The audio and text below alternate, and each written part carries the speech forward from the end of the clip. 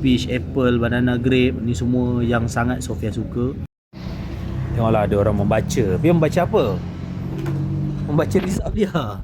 Ya, macam mana? Apa jawapan dia, doktor? Gugu gaga. So, apa yang gugu gaga boleh makan?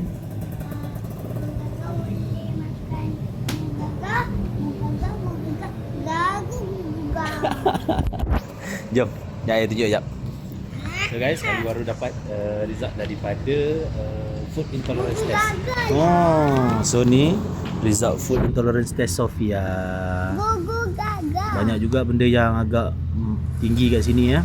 Lebih daripada 30 lah. So macam buah, coconut, peach, apple, banana, grape. Ni semua yang sangat Sofia suka. Udang tak boleh.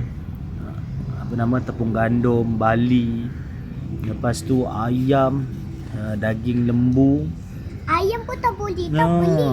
Pistachio. Untuk ni telur putih, susu, di semua kesukaan dia tu.